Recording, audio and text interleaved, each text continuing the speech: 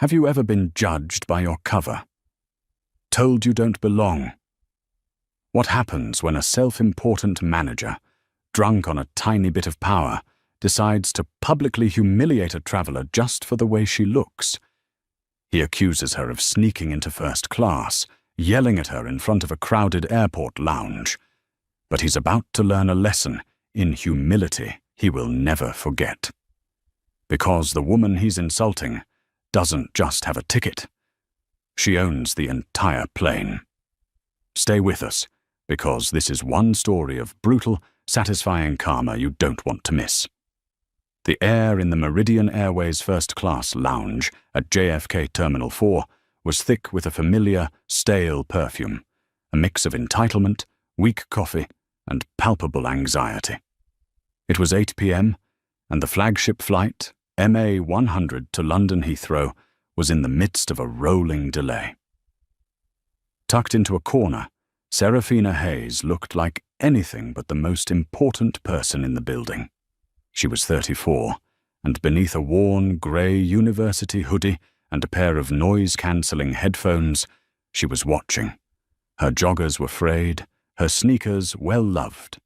To the passing eye, she was a college student, maybe a backpacker who'd gotten a lucky upgrade. She was, in fact, the new owner of Meridian Airways. 3 months ago, following her father's unexpected passing, Serafina had inherited the Hayes Foundation's controlling interest in the airline. While the world saw Meridian as a legacy carrier, Serafina saw the truth. It was a dinosaur, bleeding money and rotting from the inside. Her father had bought it as a passion project. She had inherited it as a multi-billion-dollar problem. She wasn't supposed to be here. She was supposed to be in her private jet, a sleek Gulfstream G700 currently parked in a private hangar, flying directly to the emergency board meeting in London. But she had cancelled it. "You can't see the rot from 50,000 feet, David," she'd told her frantic head of operations. "I'm flying commercial. I'm going in blind. I want to see what our customers see." And so here she was, in seat 1A, booked under a nondescript corporate name. She was observing the rust. The lounge staff was a case study in selective attention. A businessman in an ill-fitting suit, talking loudly on his phone about leveraging assets, had his champagne flute refilled 3 times in 20 minutes. An elderly couple, clearly wealthy and dripping in quiet luxury, were fawned over by a flight attendant. Serafina, however, was invisible. She'd been sitting with an empty water glass for 45 minutes. Not a single staff member had made eye contact. This, she noted on her phone, was Data. Then he entered the lounge. His name was Mark Gallagher. His name tag identified him as the duty manager. He wasn't walking, he was strutting. His suit was too tight, his hair slicked back with too much gel, and his face was flushed with a self-importance that precedes a fall. He surveyed the room not like a host, but like a warden. He was the kind of man who loved rules, not because they created order, but because they gave him a weapon. Serafina watched as he berated a young lounge attendant, his voice a low hiss that still managed to carry. "That's the 3rd time I've seen you stack the napkins wrong. Is it that hard? Do you understand basic instructions?" The attendant, a young woman named Chloe, visibly flinched. "Yes, Mr. Gallagher, sorry. Sorry doesn't fix incompetence," he snapped. His eyes swept the room, landing on the loud businessman. He smiled, a greasy, obsequious expression. "Everything to your liking, Mr. Peterson." "Just fine, Mark. Just get this bird in the air," the man boomed. "Working on it, sir. Just a minor technical snag." Mark's gaze continued its sweep. It passed over the elderly couple with a brief, respectful nod. Then it landed on Serafina. He stopped. His eyes narrowed. He took in the hoodie, the joggers, the dark skin. His expression, which had been fawning just seconds before, curdled into one of profound suspicion. He looked around, as if searching for the real passenger she was accompanying. Seeing no one, he adjusted his tie, puffed out his chest, and began to walk toward her. Serafina sighed, taking off her headphones and placing them on the table. She'd been hoping to observe the system. She was about to become the incident. Mark Gallagher approached Serafina's small table with the predatory patience of a parking warden spotting an expired meter. He didn't speak immediately. He just stood there, towering over her, his arms crossed. He let the silence hang, a deliberate tactic designed to make her feel small, to make her explain herself without being asked. Serafina refused to play. She simply looked up at him, her expression neutral, and waited. The lack of an immediate, flustered apology seemed to anger him. His lip curled. "Excuse me, ma'am," he began, his voice a perfect blend of fake politeness and genuine condescension. "Are you aware of where you are?" "I am," Serafina said, her voice quiet but firm. "I'm in the Meridian First Class lounge." "You are," he agreed, drawing the word out. "And this lounge, as the name implies, is for our first-class passengers. And of course, our Meridian Black Diamond members." He looked her up and down again, a slow, insulting appraisal. "You don't appear to be dressed for a first-class experience." Serafina felt a familiar coldness settle in her stomach. This was the moment. The protocol was about to give way to the prejudice. "I wasn't aware there was a dress code," she replied, matching his calm. Mark let out a short, barking laugh. "There's a dress code, and then there's common sense. This is an exclusive space for our premium guests. Not a—" he gestured vaguely at her. "Not a bus station." The barb was so blatant, so rooted in classism and race, that several people at nearby tables looked up. The loud businessman, Mr. Peterson, smirked into his champagne. "I can assure you, I'm supposed to be here," Serafina said. "Oh, I'm sure you think you are," Mark said, his voice hardening. He was done with the pretense. "Ma'am, I'm going to need to see your boarding pass. Now." He held out his hand, palm up, demanding. Serafina unlocked her phone. She opened the Meridian app and pulled up the digital pass. It clearly read, Hayes, S, Seat 1A, Flight MA 100, JFK to LHR. She held the phone out for him. Mark grabbed the phone from her hand, a shocking breach of etiquette. He stared at the screen, his brow furrowed. He was visibly confused. He'd expected her to have nothing, to stammer, to make an excuse. The digital pass was a problem for his narrative. He typed something into his own terminal at the nearby service desk. He stared at the screen, then back at her phone. "This is interesting," he said, walking back, "because I see the booking. But it's clearly a corporate pass, booked under a general fund. Probably a mistake." "It's not a mistake," Serafina said. "Oh, it is," Mark insisted, his confidence returning. He had a new angle. "Someone like you doesn't just end up in 1A on a corporate booking. You probably work in the mailroom or catering. One of your bosses booked it, and you thought you'd take a joyride, is that it? Thought you'd sneak into the lounge, get some free drinks?" "Mr. Gallagher," Serafina said, her voice dropping, "I would advise you to stop talking and hand me back my phone." "I'll do no such thing," he snapped, his voice rising. The quiet hum of the lounge was fracturing. "I am the manager here, and I am tired of people trying to scam this airline. You think you can just waltz in here, dressed like you're going to the gym, and steal services that our real customers pay thousands for?" "Steal?" The word hung in the air. Serafina stood up slowly.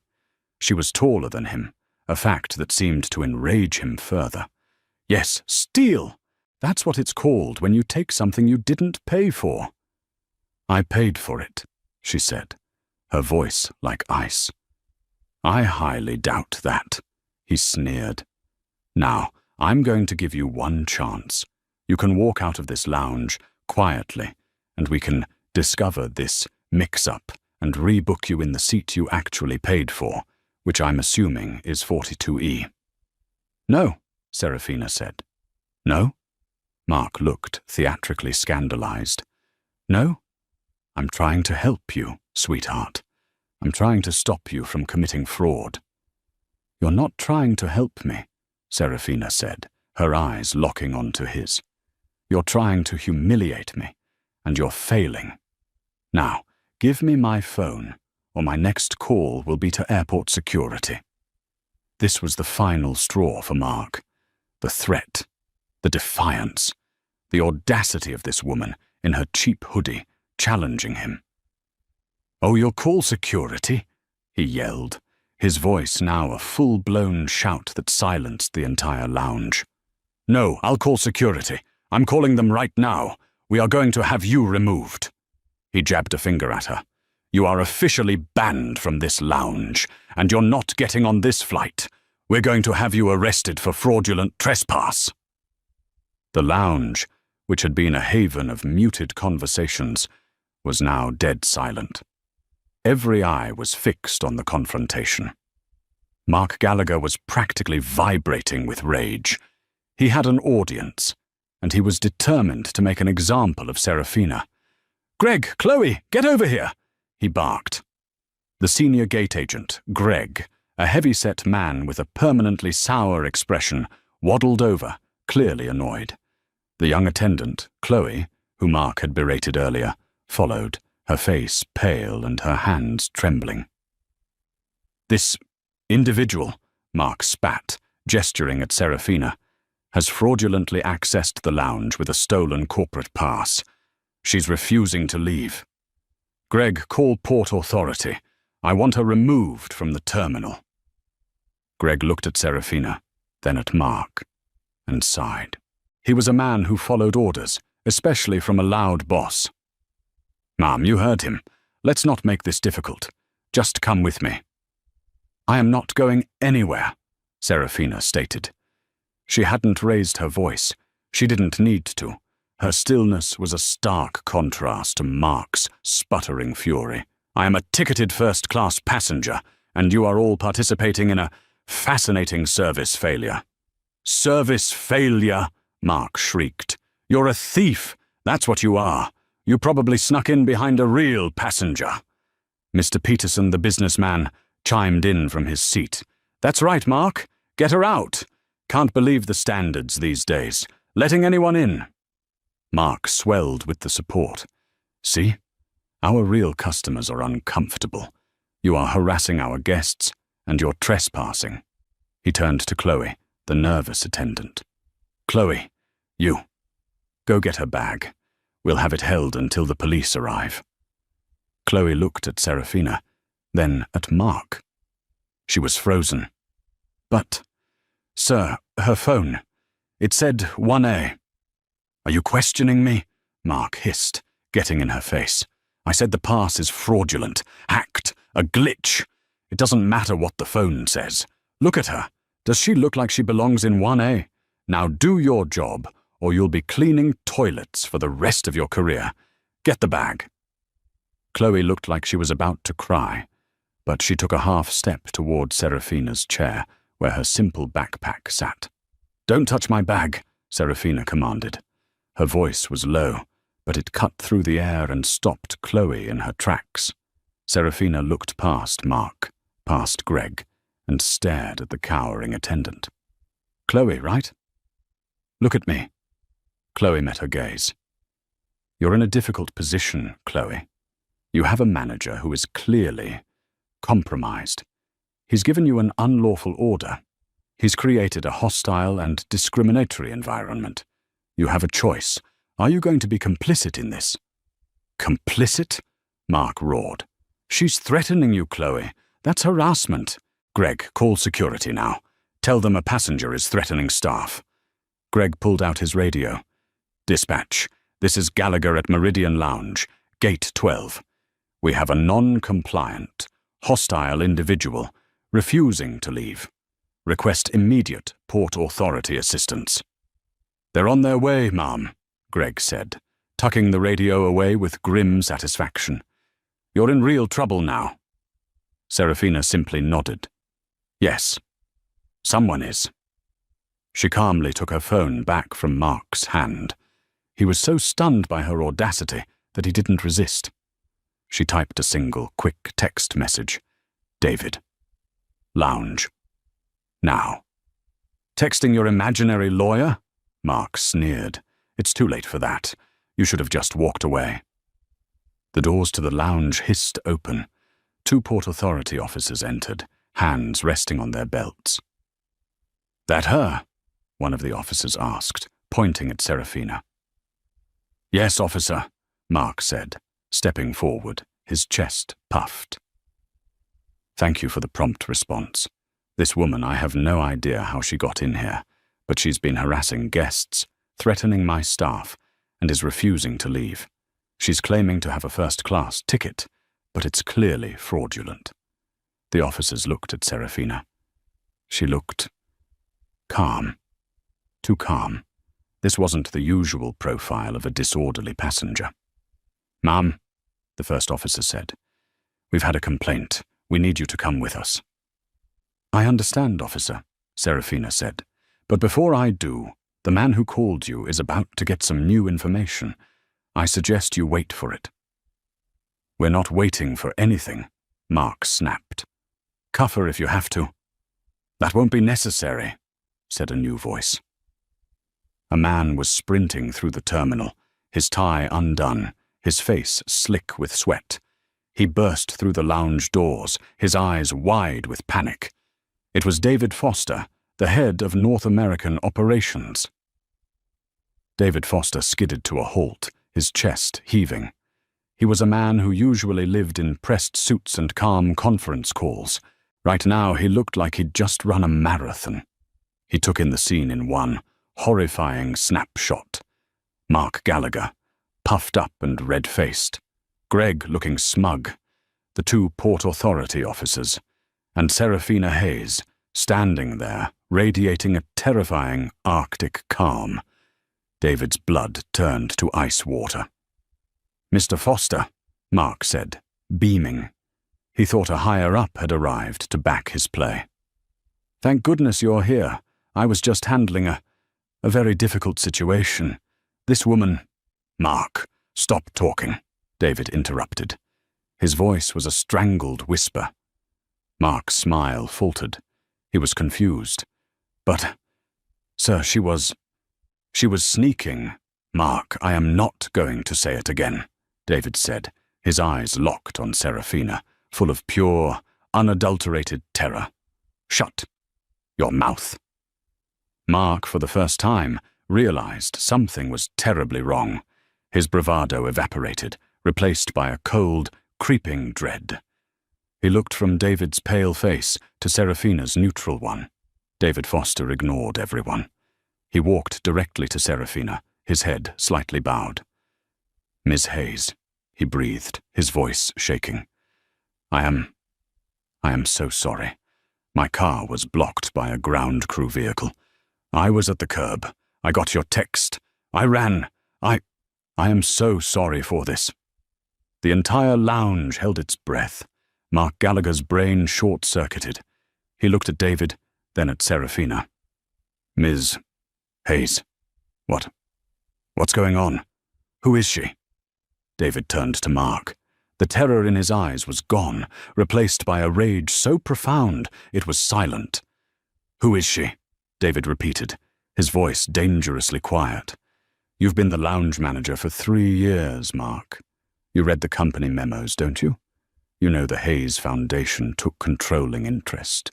You know the new owner was flying to London tonight for the emergency board meeting.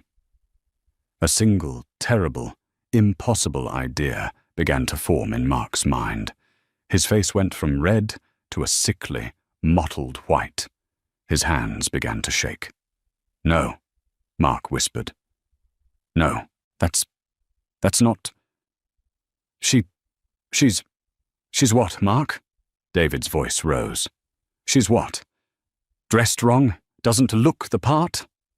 David turned to the entire lounge, to the officers, to Mr. Peterson, who was now trying to hide behind his newspaper.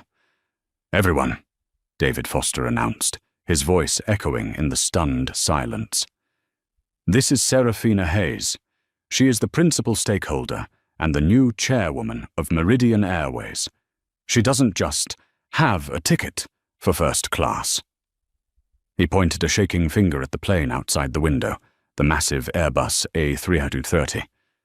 She owns this lounge. She owns that plane. She owns this entire airline. And you, Mark, you just tried to have her arrested for trespassing. The silence that followed was absolute. It was the sound of a career ending, the sound of a man's entire world collapsing in on him. Mr. Peterson, the loud businessman, audibly choked on his champagne. The elderly couple stared, mouths agape, and Chloe, the young attendant, looked like she was going to faint. Mark Gallagher's legs gave out. He stumbled back, grabbing a service counter for support. He opened his mouth, but only a dry, gasping sound came out. He stammered, his eyes wide and vacant with shock.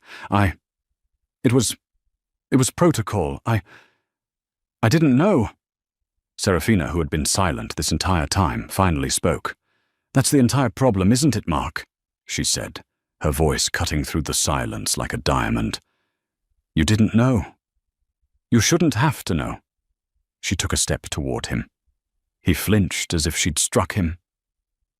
You're right, she continued. I am a black woman in a hoodie.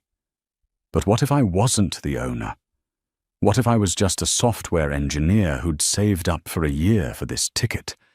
What if I was a lawyer, a doctor? What if I was just a human being who paid for a service? She looked around the room. You didn't just fail me.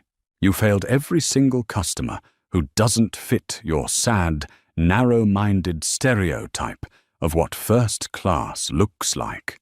You are the technical snag on this airline, Mr. Gallagher. You are the rot. The Port Authority officers, realizing the catastrophic nature of the situation, immediately stepped back. Ma'am, Ms. Hayes, the first officer stammered. This is an internal airline matter. We'll be on our way unless you need us. No, officer, Serafina said calmly. I don't need you. But he might. She nodded at Mark. He's going to need an escort, just not to jail. She turned to David Foster, who was still vibrating with a mix of adrenaline and professional panic. David, she said, her voice pure business. Yes, Miss Hayes. Anything. Have the officers escort Mr. Gallagher to the Terminal Operations Office. He is to wait there. He is not to access any computers. He is not to contact any other staff. His security credentials and all system access are to be revoked. Effective 2 minutes ago. Right away, David said. He snapped his fingers at Greg, the other gate agent, who was trying to blend into the wall. Greg, get his pass! Greg, his own face ashen as he realized his complicity, fumbled to obey. I can't. Please, Mark whispered. He looked at Serafina, his eyes swimming with a desperate, pathetic plea. Miss Hayes, please, it was a mistake. A terrible, terrible mistake. I was under pressure. The delays. I have a family. So did the people you humiliated, Serafina replied, her voice void of all sympathy. So did every customer you've ever profiled out of this lounge. Did you ask about their families before you decided they were thieves? She looked at him one last time. You didn't just make a mistake, Mr. Gallagher. You made a choice. You built a career on these tiny, cruel choices. And it all just came due. Get him out of my sight. Mark Gallagher didn't walk out. He was guided, half carried by the officers, his legs unsteady. He was a broken man. As he passed the threshold of the lounge, he had ruled like a petty tyrant. A small, choked sob escaped him. The doors hissed shut. The lounge was still silent. Serafina turned her attention to the remaining staff. Greg, the senior agent, was sweating profusely. "And you," she said to him. "You backed his play. You didn't question. You didn't verify. You went straight to calling the police.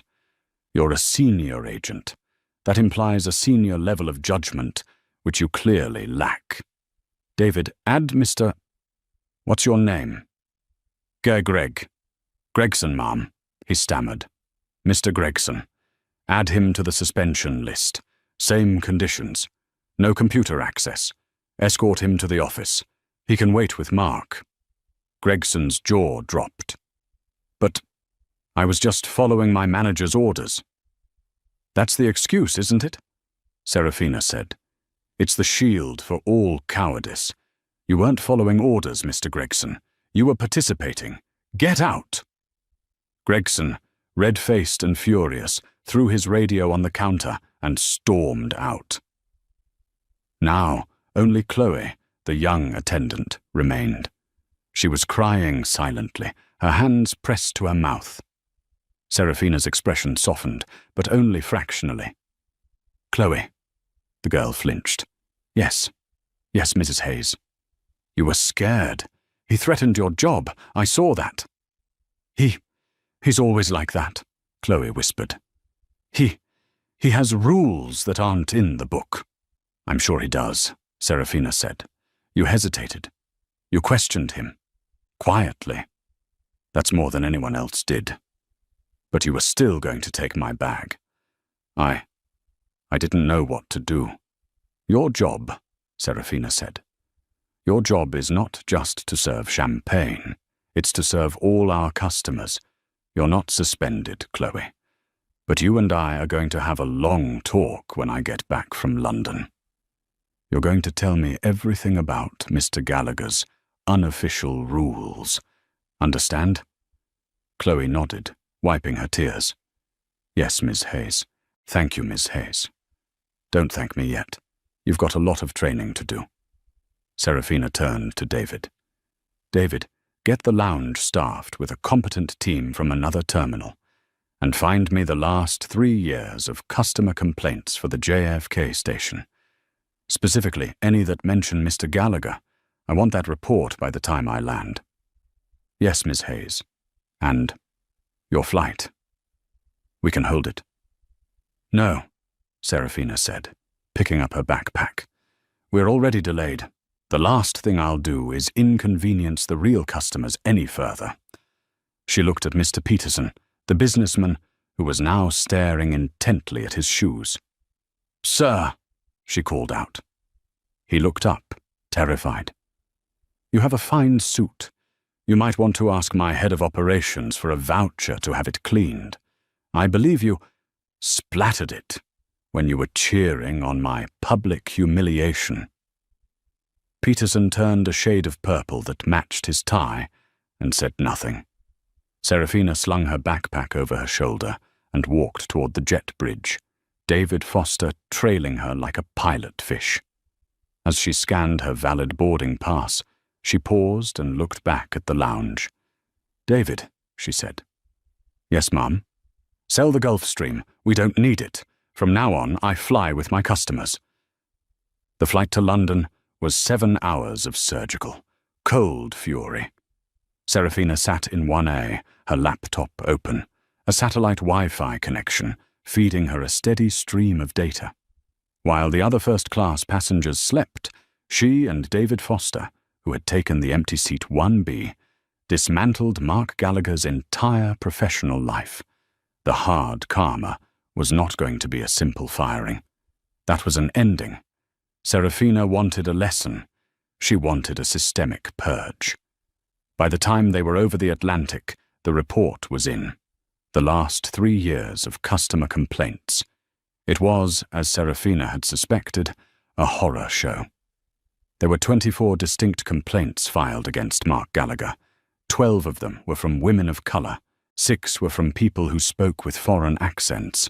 All of them detailed accusations of unwarranted suspicion, aggressive questioning, and discriminatory behavior. And every single one of them had been resolved by one man, Mr. Gregson, who, as senior agent, was responsible for the initial investigation. His reports all concluded: manager was following standard security protocol. Customer was non-compliant. No further action needed. He didn't just have a bias, Serafina murmured, scrolling through the reports. He had an accomplice. They built a system to protect their bigotry. It's sickening, David said. It's a liability, Serafina countered. How many of these people never flew Meridian again? How many of them told their friends, their families? This man wasn't just a bully. He was a one-man wrecking ball for our brand, and our legal department let it happen. When they landed, Serafina didn't go to her hotel. She went straight to Meridian's London HQ for the 9 a.m. board meeting. The board, 12 old, pale and male faces, were expecting a presentation on fuel hedging and budget cuts. Instead, Serafina played them the CCTV footage from the lounge. She played it with the audio. The blood drained from their faces as they watched the entire 20-minute confrontation. They heard Mark's sneering, "Are you lost, sweetheart?" They heard him yell, "Thief!" They heard Mr. Peterson's, "Get her out!" And they heard Serafina's final, cold dismantling of him. When the video ended, she stood up. "Good morning, gentlemen," she said. "You were all very worried about this airline's 4% drop in Q3 bookings. You were blaming fuel costs and labor unions. You were wrong. That," she pointed to the screen, "is why we are failing. We are an airline with a cancer of the soul, and men like Mark Gallagher are the tumor." She didn't just fire Mark. She announced Operation Altitude, a full, top-to-bottom, external audit of all customer-facing management worldwide. Mark Gallagher's fate was brutal. He was fired for cause, gross misconduct, severe discrimination, and creating a hostile work environment. This meant no severance, no payout. His stock options were void. His pension was frozen, pending a legal review. He, of course, tried to fight it. He lawyered up, claiming wrongful termination. Serafina's new legal team, a ruthless firm she'd brought on to replace the airline's complacent old guard, responded. They didn't just send a letter. They sent a 500-page file.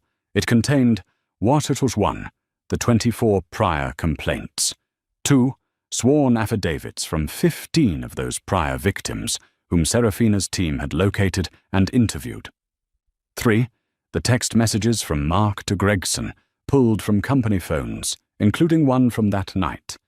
Got another one in the lounge. Hoodie and sneakers. Watch her while I go poke the bear. 4, a sworn affidavit from Chloe, who detailed, in tearful clarity, the years of unofficial, racially motivated rules Mark had enforced. Mark's lawsuit was dropped within 24 hours. His lawyer quit. But the karma didn't stop there. Meridian Airways, under Serafina's direction, filed a civil suit against him for damages to the brand. They also sent the entire file to the FAA and the Department of Transportation, flagging him as a high-risk individual. He was, in effect, blacklisted. He would never work in aviation again.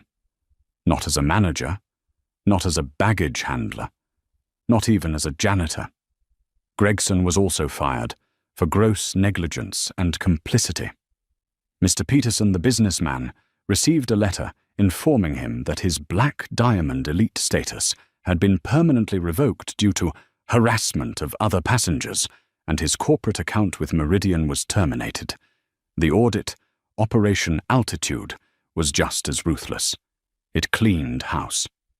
3 other senior managers at JFK, LAX, and O'Hare all of whom had similar complaint-burying records, were fired.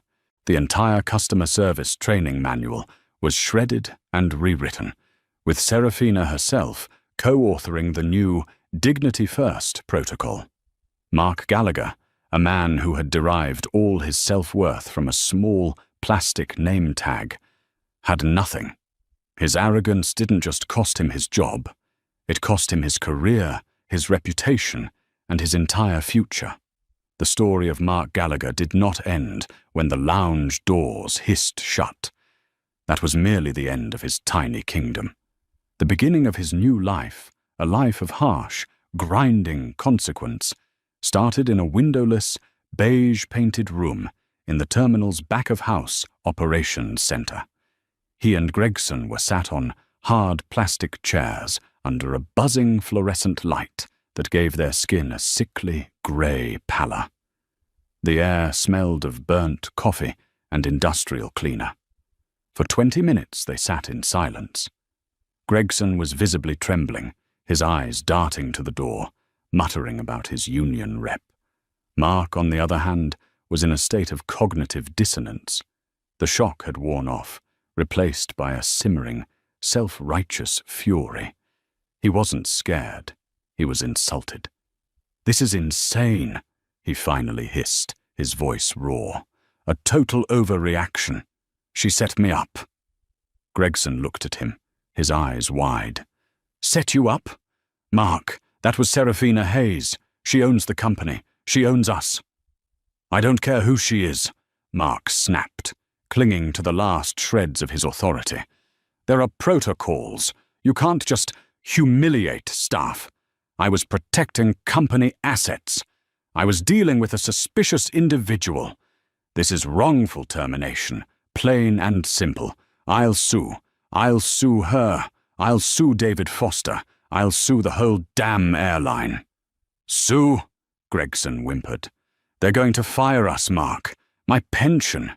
"They can't just fire us," Mark insisted, his voice rising. "We have rights. It was a simple mistake, a misunderstanding. I'll get a lawyer. We'll fight this." Mark was still spinning this fantasy when the door opened. It wasn't David Foster. It was two new faces, a stone-faced woman from Human Resources and a man in a very expensive suit carrying a slim leather briefcase. He was from Meridian's new legal team, a shark Serafina had put on retainer the moment she took control of the company. "Mr. Gallagher, Mr. Gregson," the HR woman said, her voice devoid of all emotion. "This is a formal suspension hearing, effective immediately." "A hearing?" Mark scoffed. "I want my union rep. I want my lawyer." The lawyer stepped forward and placed two thin folders on the table. "You are management, Mr. Gallagher. You are not a union employee, and this is not a negotiation. This is a notification."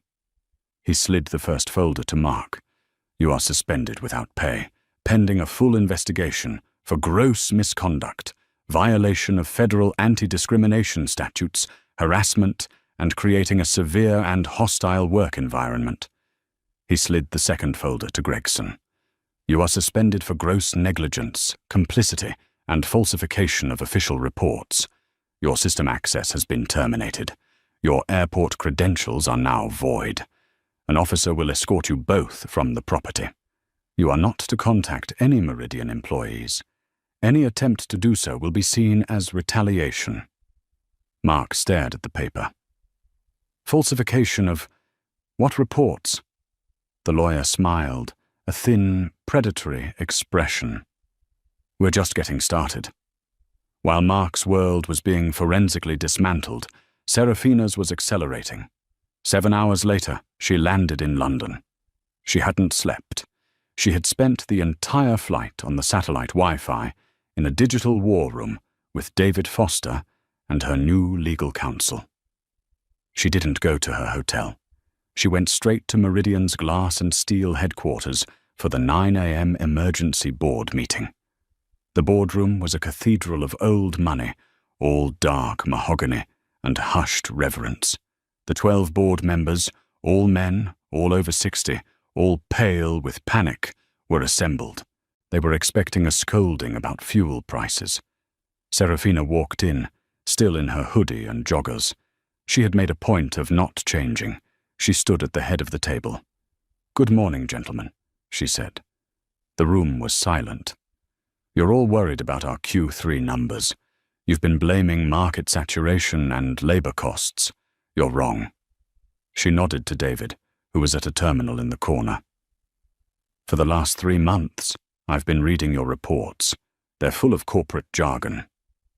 De-risking, leveraging assets, optimizing the customer journey. It's all meaningless. I flew here last night to see what the customer journey actually looks like. I'd like to show you." David hit a key. The massive 8K screen at the end of the room lit up. It was the CCTV footage from the JFK lounge with full, crystal-clear audio. For 20 agonizing minutes, the most powerful men in the company watched the scene unfold. They watched Mark Gallagher, one of their mid-level managers, sneer and posture. They heard him call their new owner a thief. They heard him yell, "Does she look like she belongs in 1A?" They heard the loud businessman, Mr. Peterson, cheer him on. They saw the cowering staff, the arrival of the police, and finally, David's panicked entrance. When the video ended, the silence in the room was absolute. Several of the men were physically ill. Serafina let the silence hang for a full 30 seconds. "That," she finally said, her voice dangerously quiet, "is why we are failing. That is the rot I've been telling you about. We are not an airline. We are a flying country club for a handful of entitled, prejudiced bullies. And it is bankrupting us, both morally and financially." She pointed to the screen. "Mr. Gallagher is not an anomaly. He is a symptom. He is the result of a corporate culture that prioritizes protocol over people and exclusivity over decency." He felt protected. He felt empowered to do that. And my investigation, which is now just 7 hours old, has already found why. David put a new file on the screen. 24. In the last 3 years, 24 separate customer complaints for discriminatory behavior filed against Mr. Gallagher.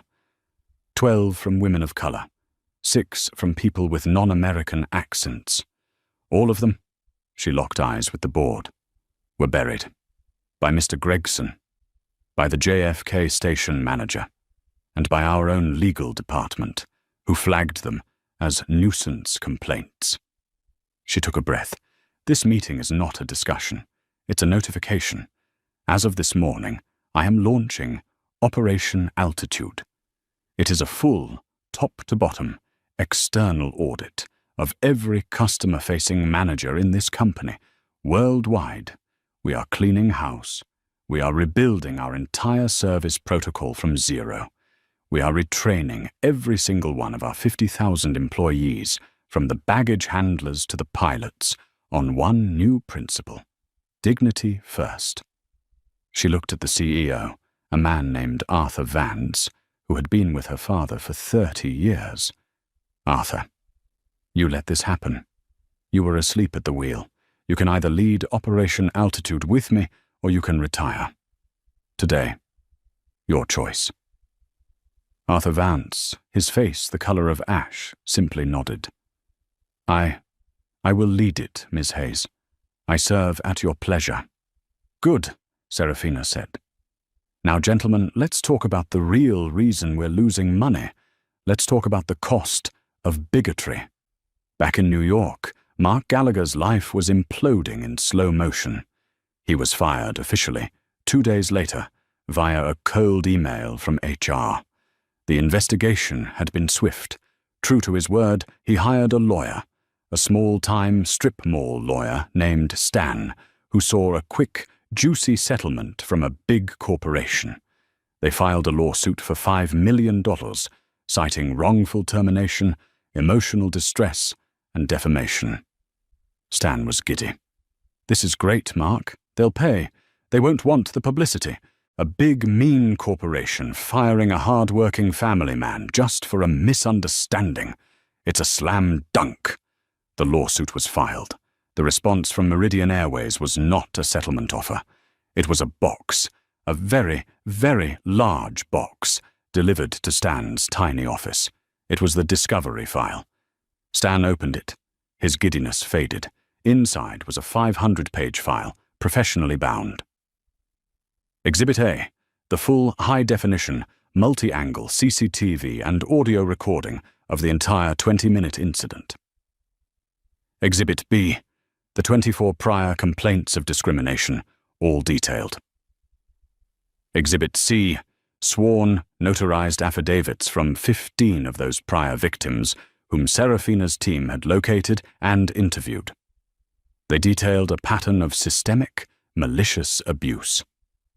Exhibit D, a full log of Marks and Gregson's company text messages pulled from the server. This included the text from that night. Got another one in the lounge. Hoodie and sneakers. Watch her while I go poke the bear. And another from 3 months prior. Greg, need you to lose the complaint from that woman in 3B. The loud one. You know the drill. Exhibit E, a sworn affidavit from Chloe, the lounge attendant, detailing years of unofficial, racially motivated rules Mark had enforced, including a list of names he used for passengers he didn't think looked right. Exhibit F, a financial audit estimating the brand damage and lost revenue from the 24 identified incidents at over $2.2 million. At the very top of the box was a single letter from Serafina's new legal counsel, a firm named Kincaid and Spector. It read, Mr. Gallagher's lawsuit is frivolous, malicious, and sanctionable. We will not be offering a settlement. We will be filing for immediate summary judgment. And furthermore, we have attached a draft of our own lawsuit, which we will be filing against Mr. Gallagher personally for damages to the Meridian brand, breach of duty, and conspiracy to defraud the company.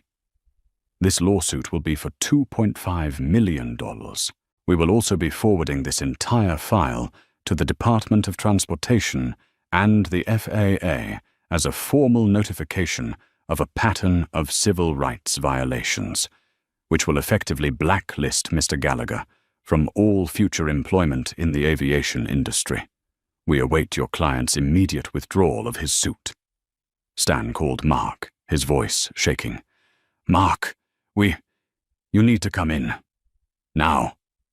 When Mark saw the file, he had his second, true moment of realization. The text messages, the poke the bear text. It wasn't a misunderstanding. It was a pattern. It was a hobby. And it was all in writing. They can't use that, he stammered. They can, Mark, Stan said, wiping sweat from his brow. They can and they will. We're not just going to lose. You're going to be destroyed. You'll lose your house. Mark, you'll lose everything. We're dropping the suit. And we're going to pray they don't file their countersuit. Mark Gallagher's fight was over. He was no longer a manager. He was no longer an employee. He was a liability. Over the next 6 months, Operation Altitude tore through Meridian like a cleansing fire. The entire JFK management team was fired. The old, complacent legal department was dissolved. Arthur Vance, the old CEO, retired 2 months in, unable to keep up with Serafina's pace. David Foster, having proven his loyalty and, more importantly, his competence, was promoted to COO. The company culture changed. It was painful. There were workshops. There were firings. But most of all, there was training. Serafina herself oversaw the launch of the Dignity First protocol. In a training session for new lounge supervisors, she stood before a class of 30. For decades, she said, we trained you to see first class as a product. Champagne, hot towels, quiet. This was wrong. It's not a product. It's an experience. and the core of that experience is respect. I don't care if a passenger is in a tuxedo or a t-shirt. I don't care if they saved for a year or they own a bank. Your job is to make every single person who walks through that door feel seen and respected. The protocol is simple. You see a human being. You treat them with dignity. Everything else is secondary. At the front of the class, helping to lead the presentation, was Chloe. She had been promoted to regional training supervisor. She was no longer pale and trembling. She was poised, confident, and passionate. The airline, once a symbol of stuffy, old-world entitlement, became the new face of modern, inclusive luxury. The stock price, after an initial dip from the costly restructuring, began to climb. And climb. One day, the new head of customer loyalty, a position Serafina created, got a phone call. It was Mr. Peterson, the businessman who had cheered Mark on. "Yes," he boomed into the phone. "I'm calling about my black diamond status. There seems to be a mistake.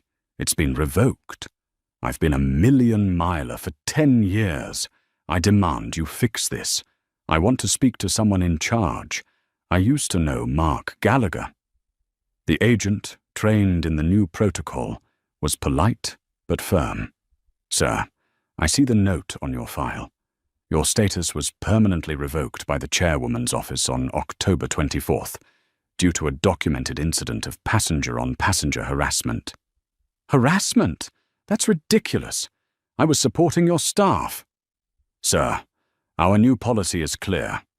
We have a zero-tolerance policy for discrimination or harassment from staff or passengers.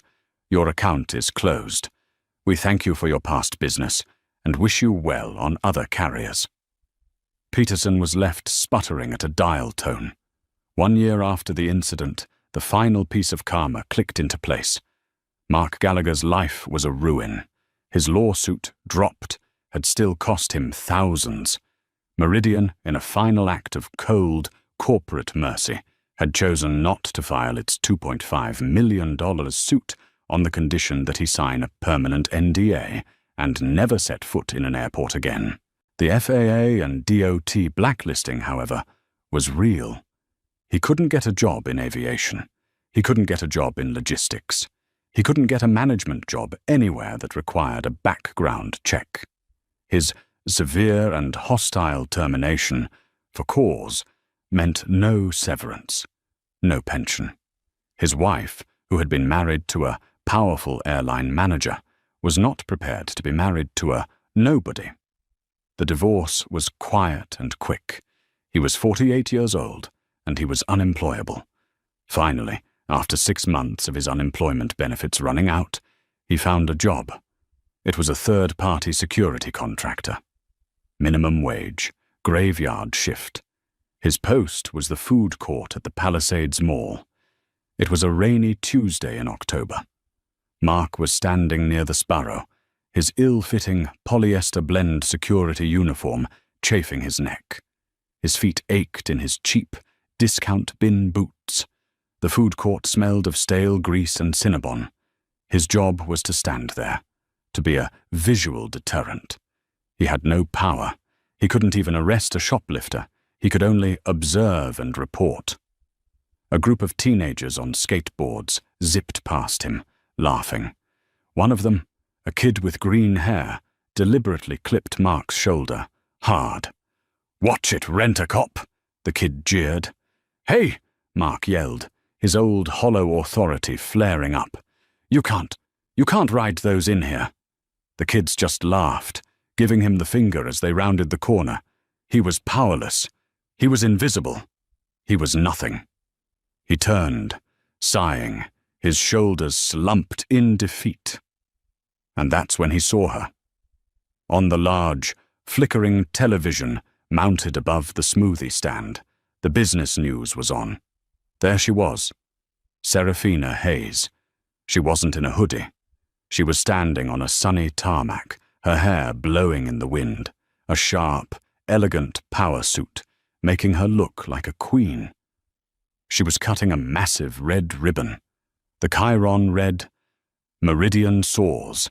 Airline announces record profits. 50,000 employee bonuses." The reporter was gushing.